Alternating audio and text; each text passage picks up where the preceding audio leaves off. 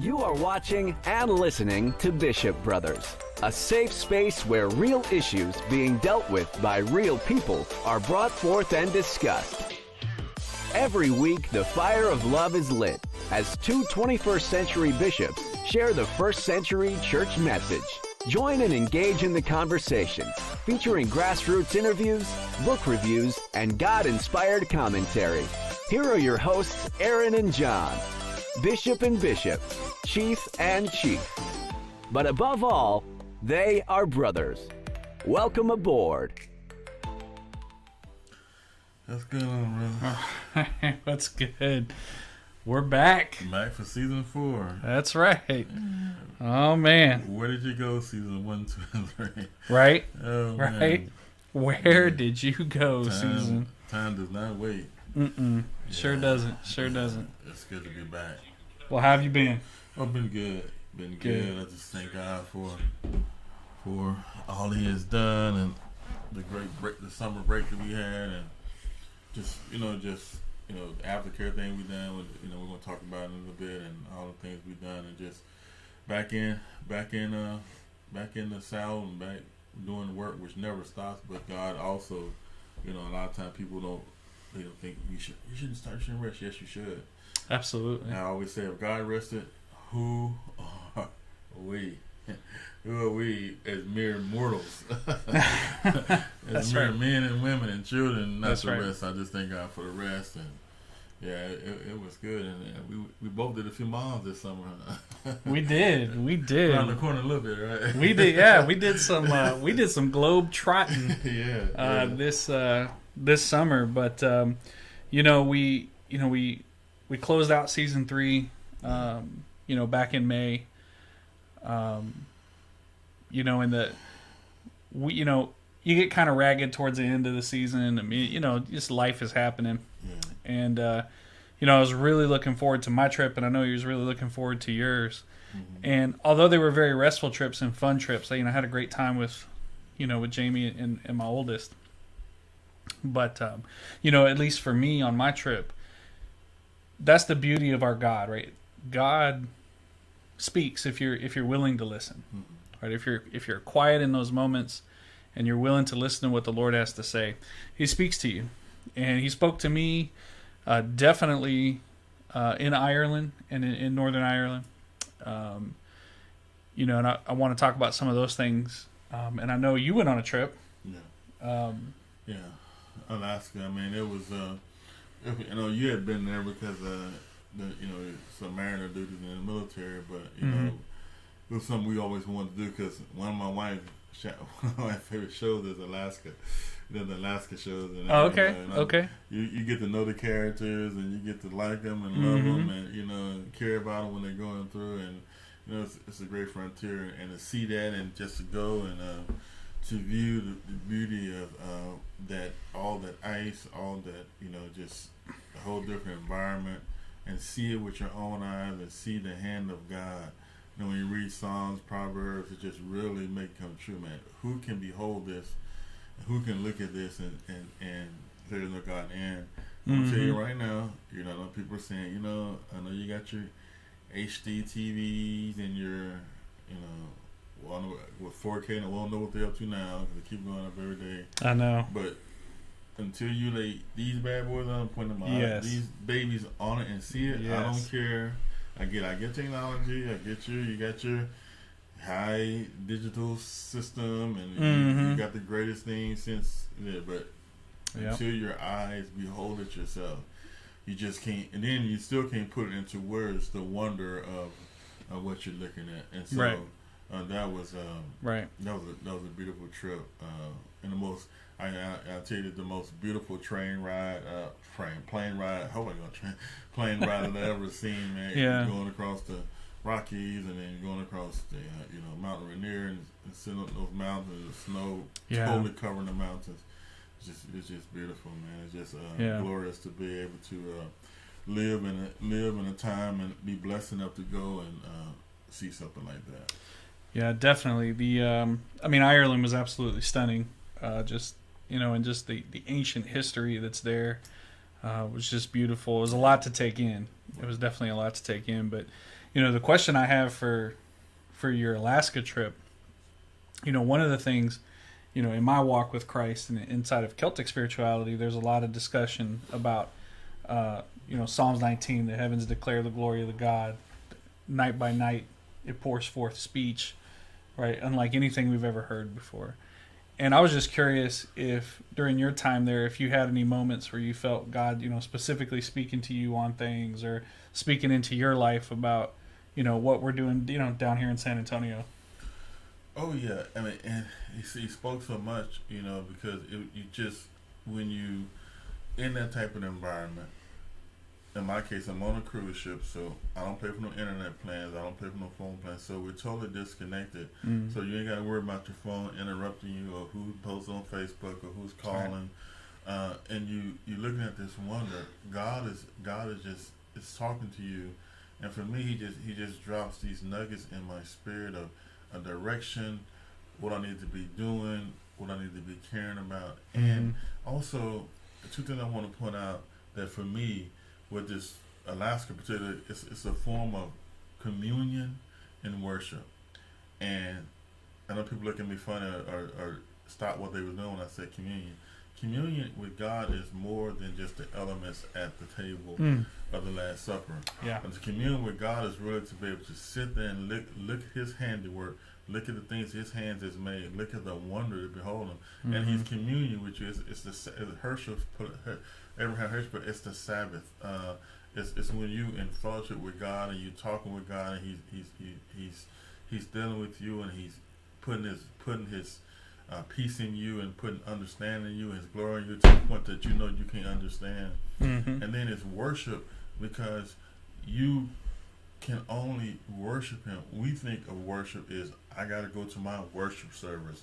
The tamarine's playing, the music is playing, the choir, particularly my tradition. Your tradition may be different. They might have the candle, whatever they have. You done a beautiful worship service for us. In your tradition, during one of our EC Global convocation was beautiful. Totally different in my experience. So worship. So this is not a worship worship different. This is about when you're out there in nature and you're worshiping God, because you don't know what to say, you don't know how to articulate it, you don't know how to explain it. You're just looking at these wonders, and you just beholding it, and it's worship and it's communion. I feel like this. The best way I can explain my trip is, we were on that trip and we took communion with God Himself, because it was like when He said, "Now rest. Look at what I've done. Glorify me. I'm the only one get the praise for this. Man can't take credit for this. Mankind can't take credit for this. No culture can take credit for this. That's right. We're not going to argue about this. This is what I have done. And the only thing you can do is behold it." And so that was really, it reconnected me with God. And it just really I say it this way, you look at it and behold it, and God takes your breath away, and thank God He gives it back to you, because you don't do too well without breath. That's right. That's right. At least on my end. That's right. Yeah. It's interesting that you describe Alaska that way, because I mean, of course, I was there for work, but even from a periscope, mile off the coast, 8 miles off the coast, Alaska's stunning. There's a lot of natural beauty in Alaska, and in our tradition, we have this concept of what's called thin places, right? There's these places on Earth that can be natural, they can be spiritual, they can be a lot of different things, where it just seems like the veil between God and where heaven is and where you're sitting just is really thin. Right? Yeah. Where you can just feel the presence of God. That the presence of God is just so close in that moment and in that place, and that's a thin place. And Alaska was definitely that for me, even though at the time I didn't realize what it was. Right. Yeah, but Alaska is just stunning. So yeah, I'm really glad you got that from the natural beauty that God has placed there in that area of our country. I had the opportunity to go to Ireland for 10 days, and it was apocalyptic, and I mean that in the purest sense of it being revelatory. Right, that trip was very revelatory for me, both for a personal journey to see, where my grandmother lived, where my family was raised, where they came from. And it's one thing to hear about the struggle and the things that happened to them and why they came to this country. But it's completely different when your hands touch the brick and you actually see the things, right? So there was that aspect, and then there was this other aspect of a thin place. And for me, there's a very thin place in a place called Athenry in Central Ireland, really. And we're driving through this town, and this town is, it's got Starbucks. It's a modern town. Yeah. It's just a modern town. It's got a grocery store. It's got all the amenities any town in America would have. But right in the middle of this town is the ruins of this abbey. This abbey closed in 1699. That's how these ruins closed. It stopped being an abbey before almost 100 years before the founding of this nation. Yeah. Right? So that, to me, as Americans, we don't realize how old things outside of this country really are. Yeah. And so for me, to look at a place that closed 100 years before our country was founded was fascinating to me. But I walked in there. I walked in, and it's just in the middle of town. You just walk through these ruins. Here, it'd be cordoned off. You couldn't go in and touch nothing. You could just walk through these ruins, and we get to where the cemetery is. Every abbey had a cemetery in Ireland. And I'm like, man, I want to see how old what's the oldest gravestone I can find. And actually, that's not what fascinated me about this trip. What fascinated me was there was someone who had been buried there in 2020. Right? And I was like, that's odd. So I went to our driver, this amazing guy. I go to the driver and I'm like, hey, I realize this is a really old, these are ruins and people are still being buried here. And he's like, yeah, it's consecrated ground. So in Ireland, if the ground is consecrated and you can prove that you're from that area, when you die, you can be buried there. And what really struck me in that moment, and it was really a God moment for me, was the state of the church right now. Because to me, the state of the church looks worse than that abbey. The state of the church we're in ruins right now. But the ground is consecrated. You see what I mean? The ground is still consecrated.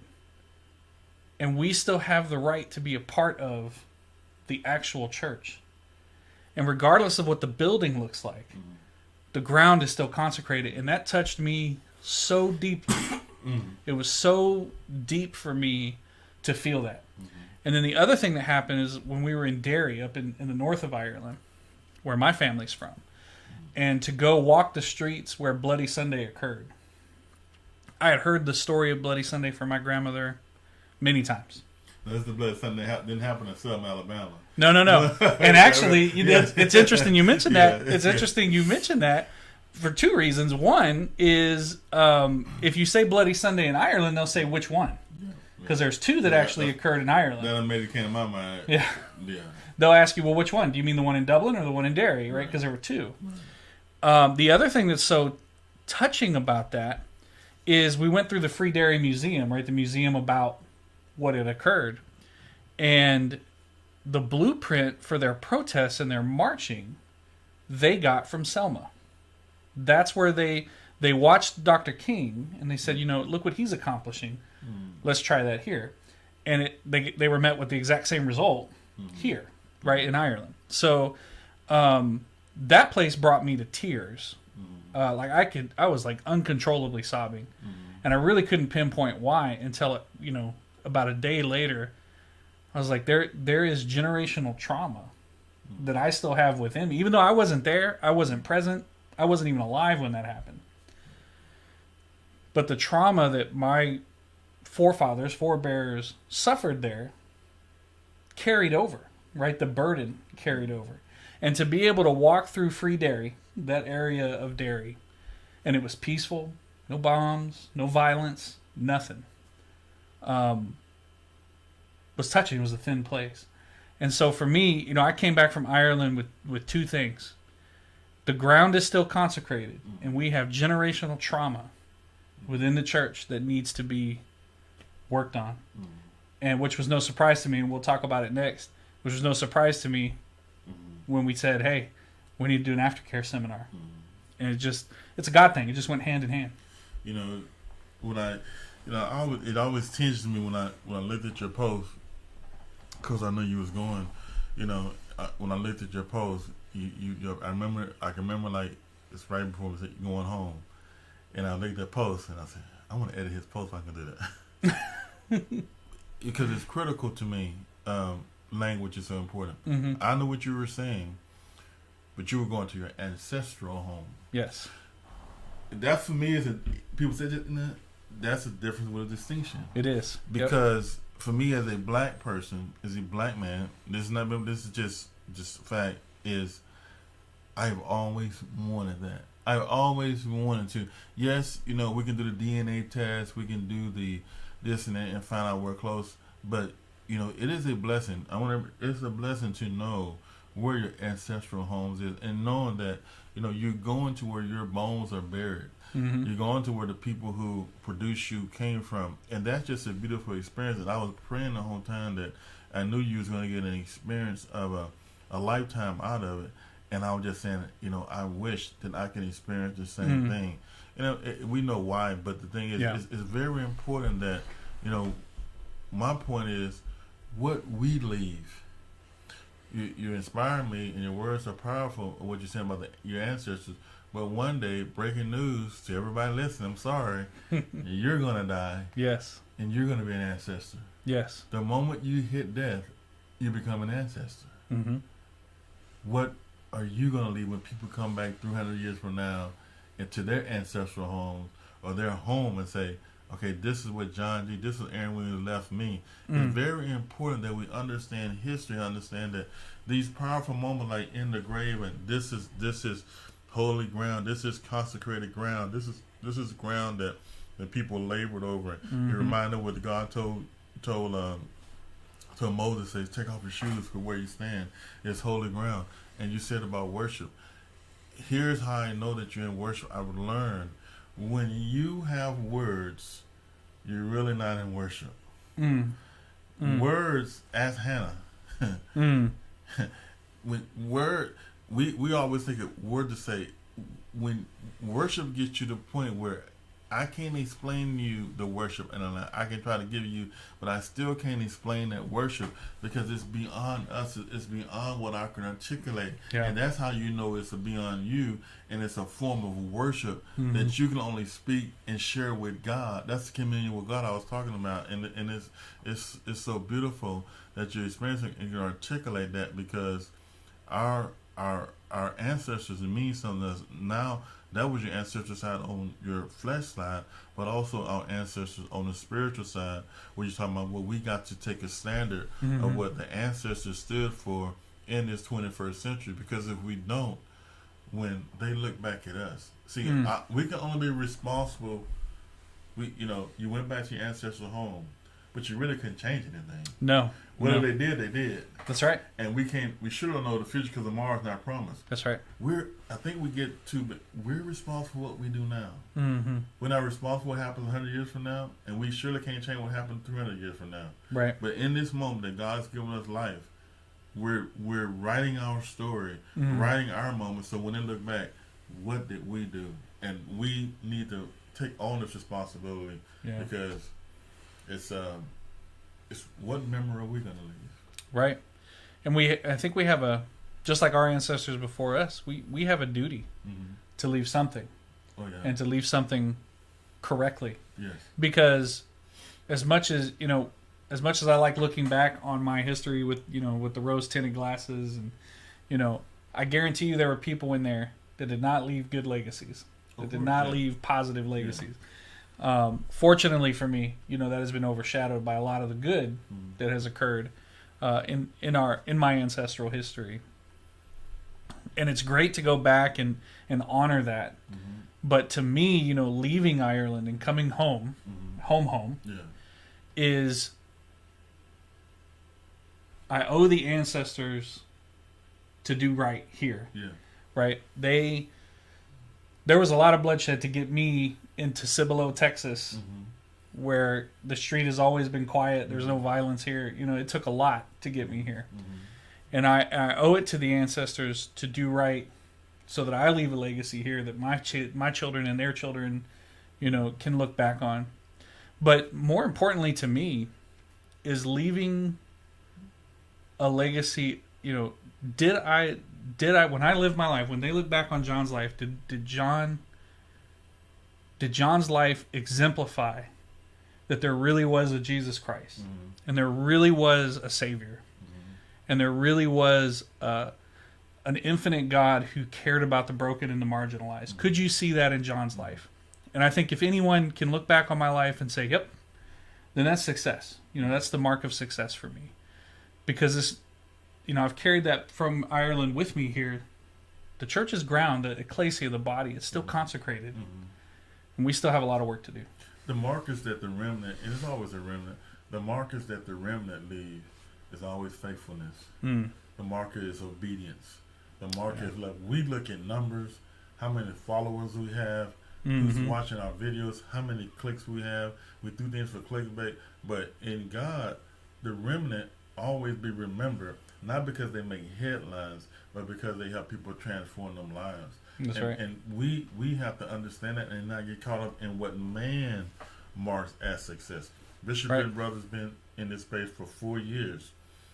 We want people to watch. All you want is because you want people to get the message. Right. But the motivation is not behind to build money, build fortune, and celebrity. The motivation is behind that. If we can touch one life, if we can, by your testimony, by you going to your homeland, it might inspire somebody else to go to their homeland, and their life might be transformed for that moment. Right. To go see the beautiful things, because to worship, to understand that worshiping God. Some people actually believe that they can only worship God in a building. Yes. That's flying to Ireland, that could change your life. Right. Going to Alaska can change your life, your mentality about God. Really we got to get out of this, our finite box of everything's happened in this little 4-wall building we call a church, which is still different than what it is, but how we define it. That everything of God happens there. That if it's not happening in this building, this one is our problem. That everything of God happens there. No. Right. Because when you examine Jesus' life, very little. Very minute to the minuscule happened in buildings. I would say he only went into the buildings because he had to to fulfill something. And then when he got angry one time, but we don't want to talk about that part of the story, right? He got angry, or other people got angry at him. It was never a good interaction when he went into the building. It never went well for anybody, right? So this is worship, and this is and we wanted to share this as we came back, to share our worship experience in a way that you don't expect, in a way that, hey, you preached a great sermon, and I preached. No, we went and worshiped God through our visiting ancestors, visiting His world, beholding His creation that He made. Yeah, this is worship too. It is, and if we get in our mindset, this is how you win souls. Yeah, absolutely. Yeah. And just as a side note, I did go to the to that road from Game of Thrones. You know, where they have the trees. Yeah, it's not as fancy as it looks on the. Of course, there's some There's some places where trees are missing. I guess they Photoshop trees in, so it's all the way. It was dark hedges or whatever. But I went during the daytime though. I didn't want to go at night. I didn't want to get. I don't want to get attacked. The Night King. That's right. I didn't want the Night King. So yeah. No, it was a great trip. But then we came back. So we came back from that, and then aftercare. Yeah. Just an amazing thing that really what we did is just the beginning. Yeah, and I want to talk about it. I want any leaders we want to bring leaders in to become part of aftercare. It's not that's going to be any type of fancy organizational structure, but it's going to be some leaders coming together who's really standing for the least of these. Our goal was to say, you know what, as a bishop was saying, that the ground is consecrated, but our work and what we're doing in the vineyard needs to be examined. Yeah, and it is nothing wrong with examining fruits, because by your fruits you are known. By your right. fruits. And so we took the time, and you can see it. It's in Bishop Brothers on our channel. It's 8 hours, and we're going to break it down. But we took the time out to try to talk about different topics. Obviously, we can cover them all that affect our life. But more important for us to recognize that, you know, we need to be engaged with community, understanding that, you know, God cares about his people, and whether it's child abuse, whether it's theology of people using theology wrong, whether it's mental health, reconciliation. God cares about all these issues, and the church has presented itself sometimes as if it didn't care, or they didn't. They, you know, when we're calling sins as crimes, it's sin, or we're covering up. We don't want to ruin the church name. We're doing all these things in the name of God, totally going against what God has called for us to do. And so the aftercare is just beginning. We're going to release a statement soon of what we came to as a group of leaders, as a standard to set forth and grow to build a remnant to, you know, be about the Father's business, to care for the widows and orphans, and to make sure we care for those who need care for. Yeah, because I think, you know, what has happened to the church is really what Jesus warned us about. It's become the brood of vipers, right? Like, it's become a place. One, it's become a place where predators can hide, and that's a problem in and of itself. But it's also become this place. You know, I was speaking with a person today, and they said, you know, it's not polarization. That's not what's happening in the church. It's radicalization, right? What's happening is polarization assumes that both sides are becoming equally radical. And actually, that's not true. There's one side that is becoming increasingly radical within the church, right? And they are bringing in things like Christian nationalism to the point where we've got political leaders, elected officials, who have no problem calling themselves nationalists. They are literally calling themselves Nazis. And it's okay. It's acceptable. And I know it's acceptable not because of what pastors have said, but because of what pastors aren't saying. They don't want to say anything because they don't want to upset that part of their church, because they're afraid those people will leave. Well, you know, sometimes you got to do some pruning. You know, sometimes pruning is necessary for appropriate fruit. But, you know, and that was the, you know, my impetus kind of coming into that was we really do have a church that is cracked in many different places. And it's been rotting from the inside for at least 40 years, right? Where, you know, the things of money and prosperity and wealth and health and all these things have become paramount. And the gospel of Jesus Christ is just kind of a trope that is paraded out whenever we need to prove we're still Christians, right?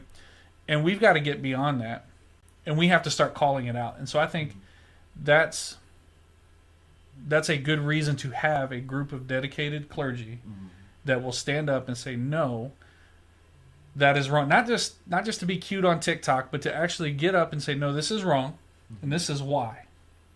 This is why it's wrong. And we're not going to be silent about it, you know. And if we don't do anything about death occur, you know, I work at schools, and we ended on last season ended on a terrible note with the tragedy in Uvalde. And so I go back to schools, kids, I'm like, you know what? Nothing's changed. Now see, this is a mentality that, you know, we have brought into the house. If we don't say anything about it, if we don't acknowledge it, we can just wish it away. It'll just go with time. Time will get rid of it. All this stuff, and these are our deceptions that we love. These are the lies that we love, thinking that we just, okay, we're past it. We'll get over it, and we'll just move on. No, it's just not if, but when. Because you haven't changed anything, and we as leaders, taken to the church, are mad because people are frustrated with the church. We haven't changed our deceptive, abusive, mean-spirited ways. That's right. Why are we mad when we're not doing anything different? Why are we mad when we're allowing the predator to be a predator to prey? Why are we mad when we're allowing the abuse to occur? Why are we mad when we're not taking care of the least of these? Why are we mad when we have stigmatized mental health just like the people on the street corner? We just like in the church, we bully people with mental issues. We talk about, oh, that sister got a devil, or this brother got this and that. He just crazy. That's a diagnosis, right? No, that's not a diagnosis, but that's what we do. That's right. Or they just throw it off. We throw names out here of people with mental issues, and we wonder why they don't want to go back, because nothing has changed, because I can get this out in the world. I can get abused, dominated, oppressed, discarded, marginalized in the world. So why should I come to the house of God with this form of godliness, and then we're mad? That's right. And so that's what I'm saying. You go to the school and think, well, nothing has changed. Well, that's the it can't happen here mentality. So we'll just keep moving on. And this is what's caused people to get killed, people to die. And this is why the church, back to the church, is of none effect, because you can lie about a lot of things, but you can't lie about the fruit. The fruit is always going to reveal who you truly are. That's right. That's Your right. words, any deceiver, that's why Paul clearly said, Paul clearly said, I did not come to you with eloquent words, fancy speech, I'm paraphrasing. That's right. Came with you with the power of God and the gospel of Jesus Christ. That's what, you know why he said that? He said that because just like us, we see the charismatic preachers. We know that they got the charisma. Yeah. I said this. I just got to use an example. I know people are gonna, somebody really in this country basically want a lecture on 3 words. Yes, we can. Now, they don't like it. But I'm just saying charisma. Yeah. Yeah. When you can take those 3 words and swoon a room, what are you? That's pretty impressive. It's not. It's impressive, right? It's impressive. But what substance came out of it? See, it's impressive, right? Yeah. But think about that. It's really nothing. Mm-hmm. If I got a person who's on their sick bed and say, yes, he can. Okay, what did that really do? But if I got but see, that's what we get caught up in. Yeah. Our emotions, our feelings. Oh, yes, you can. And then we start thinking fantasy-wise instead of substance-wise. But what's the fruit of it? What did those 3 words bear in your life? Right. And nothing. And so, it just go away. And so we're mad because, and so I can tell you, taking it from parents out there, dude, you're on your own. Yeah. Now, are we saying that it's leads in the church too? Because the Sometimes schools, they're saying it. It's sure what it sounds Yeah. like sometimes. You're on your own. You take this little mess I got. You're on your own, because we're not. See, we're not. I got my title. I got my degrees behind my name, so I'm not changing. Right. You're on your own. Yep. And that's really where we are as a church. I think, to me, what's absolutely depressing and horrifying about what happens in churches is not what they say. I'm not surprised when some of these churches say the things they say. I'm shocked when they say nothing. Right? When they're just trying to be quiet and they're trying to hide behind, they'll be very political when they're endorsing candidates, which they're not supposed to do, by the way. They'll be very, very loud about that, but they'll be dead silent on Uvalde. They'll be dead silent on Cincinnati. They'll be dead silent on George Floyd. They'll be dead silent on all that and hide behind, well, it's politics and we shouldn't get involved. Yeah. But you have no problem getting involved when it affects you or when it's something you want. You want someone to become president, but then it's okay. Then it's okay to get political. So to me, the deafening silence of the church when these terrible things happen, nobody says anything. Everybody just hopes, they think it's radiation, right? Like time, distance, and shielding is gonna, eventually this is gonna go away. No, and it's here, and we have to deal with it right here, right now. And to me, that's what aftercare was all about. We got to deal with it right now. And we got to say something. I know it's a small group. We don't have a Joel Osteen in our group. We don't need a Joel Osteen. We don't want and I don't want a Joel Osteen, but we don't need a cult of personality. We need a group of people that will line up and unify and say, no more.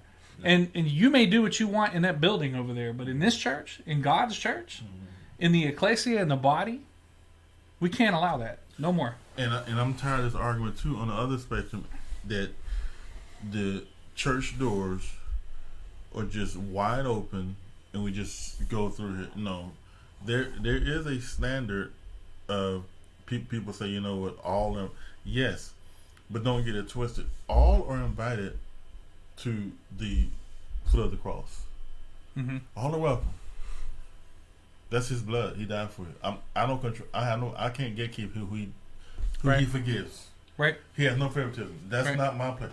All are welcome to the foot of the cross. Yeah. To get the redemption, to get their gift, because it's not my mercy to give. It's not my blood I shed. Stop that gatekeeping. That gatekeeping need to stop too. Nobody has to have. Jesus is the mediator. Nobody have access and stopping them from getting to the blood. If they want to go to His blood for forgiveness, that's between Him and them. The issue is in the house of God, we have opened the door so much that we can't have no order, control, as Bishop Hill was talking about, in the house of God, which clearly the Word tells us there's order. And there's a thing called fitness. You know what fitness is. Yeah. I wanted to go in the military. Believe me. Another thing. You just can't walk in the military. It does not work that way. No. There's this thing called a fitness. Hold on. Both mentally and physically. You have to be fit to enter in a service. Yeah. Don't put fitness in with people coming to the blood of the cross. That's humanity. That's who He died for. That's God did that. Jesus did that. That's open to all. Freely it was given. But that don't mean you're fit. Because you surrendered yesterday and you fit to be leading the church, to be leading this. Right. There's a fitness standard. And anybody can't do it just because somebody just give them something because they come up with something. There's still a standard of fitness. Anybody that's an adult can apply to be a teacher at my school district. But they don't hire everybody because everybody is not fit. Right. See, miss me with that when it comes to God, He just called that. No, there's still a fitness. There's still standards. There's still things you got to meet to do things within the house of God. Paul is clear. Look at Paul's writing. Straighten it out. Straighten this out. Take care of this. They doing this. He said when they call false prophets, if nobody was a false prophet, why did he talk about false prophets? Right. Because they're not fit. This is a standard. If they don't meet this, they're not fit. And so, particularly in my black church, we're out and it's no standards. Just come on in. And we can't be gatekeeping. They want to do it. The anointing flowing, the Holy Spirit moving, God. Let them do anything they want to, and then you have just Moses on the mountain. He come down to the mountain, and the orgies going on down there. The golden calf is built, and we saying where it come from. Well, Aaron, you just fell on your job and just took over. That the people do what they want to. No, it doesn't work that way. And so we have to find a balance. We do. We got to find a balance where we don't swing left, right, and that's what we say. With God, center us on your word, because we'll get caught up going both ways, the political spectrum, or this will just let the floodgates open, and then what's the house of God? What are we doing in His house? Look at the sons of Eli, and what he did. Look at how he fell down on his job. Because the standard. Yeah, and we have a really bad habit right now. We have an issue with protocol in order in the church right now. And the issue stems from this idea that, because you've been called of God, you should be the bishop, right? You should run everything. And that's not necessarily true. Right. Scripture does say, it says on our shirts, right? He who desires to be episcopos, bishop, is a noble task, right? So yes, the first requirement is you got to want it. But then there's other requirements, right? You can't have 2 wives. You can't be sleeping around on your wife. You can't, you know what I mean? But now you're talking about the problem. Right. Because I want to do that. Right. I want to erase this because this, that, you hear them, that's what I'm talking about. Right. You have to be learning. You should not be a new Christian. You shouldn't. No, if you're novice, If my personal standard when I look at people who are desiring the office of bishop and come to me, I mean, I haven't, no one's passed yet. And it's not because I'm too selective. I'm simply following Scripture. You want to be a bishop. Okay, well, you've passed step 1.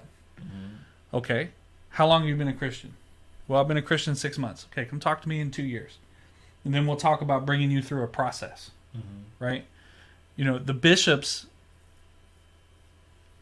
in any other setting, right? Or look at any setting, look at the military. People don't come out of boot camp as an E8. People don't come out of boot camp and run, command ships. We don't do that. Because you need time to learn the position. You need time to grow and mature. And we really fail our leaders when we don't provide them the opportunity to grow and mature, even when they don't realize that they need to grow and mature. I'm mature. I went to seminary. Well, that's great. That doesn't mean, just because you went to seminary doesn't mean you're ready to pastor. Doesn't mean you're ready to be a bishop. Doesn't mean you're ready to counsel people. It doesn't mean, actually, if you told me you went to seminary, I wouldn't let you near me counseling wise with a 10-foot pole, because I've been to seminary. And they'll teach you nothing about counseling in seminary. So, you miss me with all that. But you're right. There are standards. There are standards, and we've got to meet them. Now, does that mean young people can't be involved in church leadership and decision making? No, but they need to be paired with an old head, right? A guy who has done it before, to teach them, because we owe it to them to teach them how to do it. Because if we don't, that's what's happened. We have a lot of bishops now in the independent movements, right? Independent movements like ours that have been bishops for years and do not understand their position. Right? That's because a generation before them failed to instruct them properly. That stops with me, right? If someone's going to become a bishop and study under me, right? It's not that I'm all high and mighty, but I do have standards, right? It's okay to have standards. So it's not a matter of impossibility; it's a matter of fitness. And I'll give you. People say, "Well, what scripture say?" Well, I'll give you the sons of Zebedee. Can I sit on the right or left?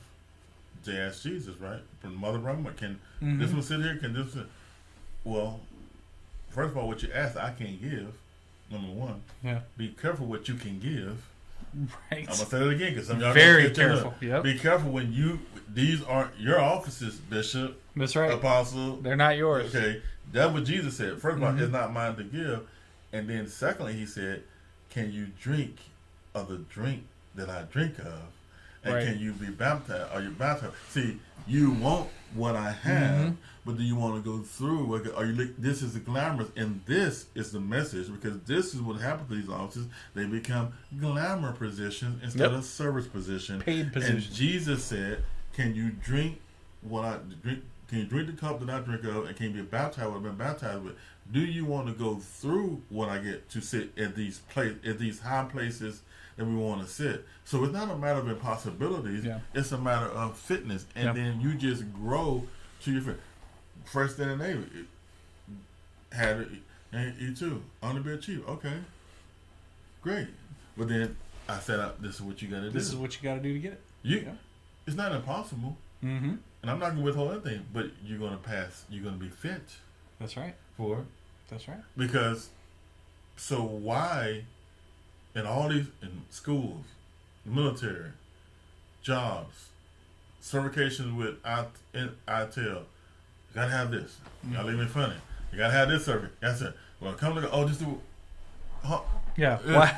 we just, the gates are just, anybody can do, he's been preaching 3 weeks and he's a bishop. Well, come on. What are we, no. This is the house of God. This is the church. This is what we have, and we as bishops and leaders, we have to stand up and protect the church that we said we've given an oath to, because this is what we're saying. Mm-hmm. That this is our highest allegiance to. That's and right. So and that's what the aftercare was trying to. Mm-hmm. It wasn't about the people; it's about us. Right. How can we get better and do better? And so I'm excited about us getting together and just make sure we put a public, a written document of what we came out with at that meeting, and it's going to grow further from there. You can hear a lot of information on that real soon. Yeah, we're definitely really excited about that, and I'm really excited with with the group we have and how that group can grow. Mm-hmm. So I'm really excited about that. So in our last few minutes, I want to talk a little bit about there's going to be some changes this year with Bishop Brothers. Nothing crazy, but the episode style is going to change a little bit. We're going to go into some areas that we haven't really gone into before. I don't know if I want to say it yet. I want to leave some of that as a surprise. But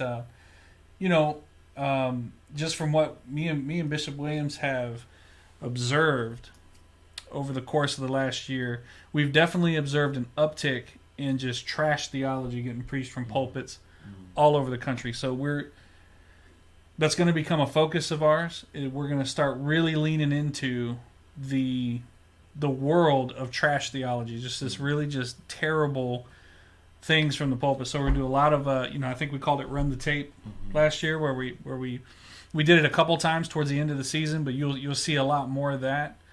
We're also going to be getting into some pop culture, because reality is, and I think you said it the best, unless you're going to walk through the world with blinders on.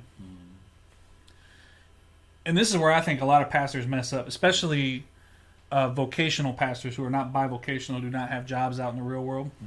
And I see this all the time in the work that I do. Pastors lose sight of reality. Yeah. They live in this theological bubble where, they kind of sit in this bubble and they look at everyone outside of the bubble and they're like, wow, look at these sinners watching these things and doing these things. These are the same people that will make their kids go to Harry Potter camp to learn about how Harry Potter is a demon. Okay. But if you can look beyond the fantasy, right, which is just enthralling to children. I like Harry Potter. Don't tell my wife that, but I love Harry Potter. It's fun. But there are some amazing lessons in that. Lord of the Rings, Game of Thrones. I know some of y'all ain't going to like that, but we're going to talk about it. We're going to talk about I don't know, maybe we should do the thing where, hi, I'm John. Hi, John. Hi, I'm John, and I watch Game of Thrones, right? Like, I'm John, and I watch Westworld. I live in this world, right? Watching it doesn't mean I agree with everything that happens on that screen. Just like your preacher. But exactly. Exactly. So, I may not agree with everything that's occurring on that screen, but that's what people in your, especially if they don't want to admit it. They may not want to admit that they watch Lord of the Rings, Game of Thrones, and that kind of stuff. They do. I assure you they do. They've seen it. If you've got HBO, chances of you watching Game of Thrones is pretty high. So, but there are a lot of lessons, both bad and good lessons, that can be brought out of that and talked about. And I think we need to talk about that. I think we should also talk about the social implications of these and the things behind it. And, we're not interested in getting political, but when politics invades the church, we have no choice.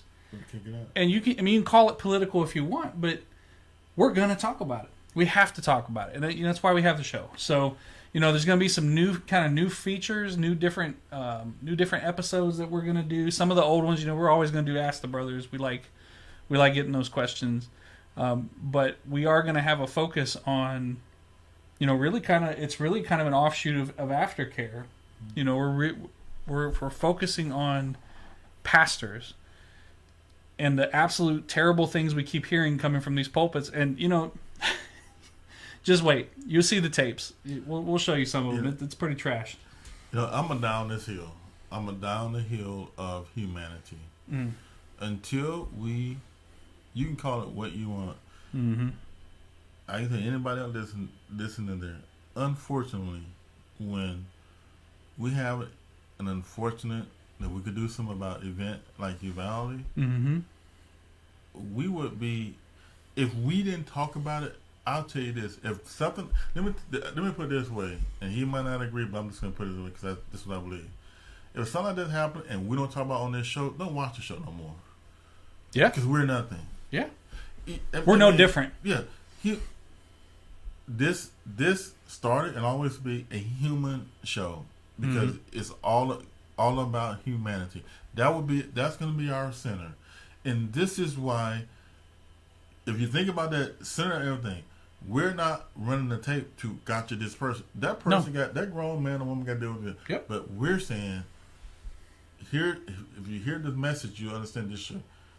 If you do something to crush God's humanity, we're going to talk about this stuff. And you can call it anything you want. If you're crushing humanity, whether you're a pastor, police officer, politician, mother, or father, I don't care what political position you hold in a position. You're going to get it. If I see a father, if you're crushing and oppressing humanity, this is what we're here for. This is what God has blessed us with. This is the mantle that God has given us, and we're not going to shy away from it. We're not going to stick our finger up in the wind and see which way they're blowing and say, we can't. This is not popular. No, if it crushes humanity, if it destroys a personhood, if it damages life, if it takes away people's hope, we're going to discuss it. Yeah. And particularly, you're really in the crosshairs if you so-call yourself a man or woman of God. Yes, you go in the crosshairs more. Because those politicians, I expect that out of them. But if they go off, they're going to still be crushed. Yeah, oh yeah. But the point is, what we have to make sure, what's ours to defend by oath is his church. That's right. I haven't taken an oath down there at the State House in Austin to do nothing. But I've taken an oath to say, you know what, I would make sure that I would give my life. What's missing in the church is what we're going to talk about is this thing called cowards. This is not the space for cowards. We're not cowards. That's right. We were willing to die for this country. We got a higher purpose now, a higher call. That's right. And so that's our center is humanity, and we're always going to center on humanity. So we'll never net something like that, particularly when you destroy life.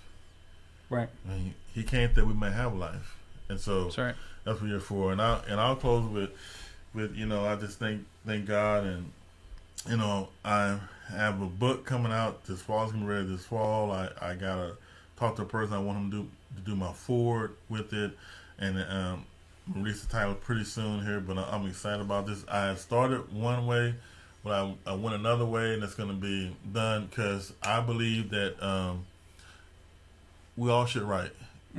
Everybody's not going to be authors. Don't say it. But imagine we didn't have the word. Imagine we didn't have the Birmingham letter. Right. Imagine we didn't have Paul's writings, these different biblical and unscriptural writing. And so I'm always focused on some writing. We're doing some writing. Then I'm going to talk to the aftercare group about aftercare and doing some, besides the statement, to do some writing on it because I want us to leave behind things when we're gone that people can come back and read. I can read letters from O'Donnell. I can read letters from Douglas. I can read their writings, and they can inspire me today and make me know what I'm going through now is not so bad, particularly what they went through, what they had to overcome.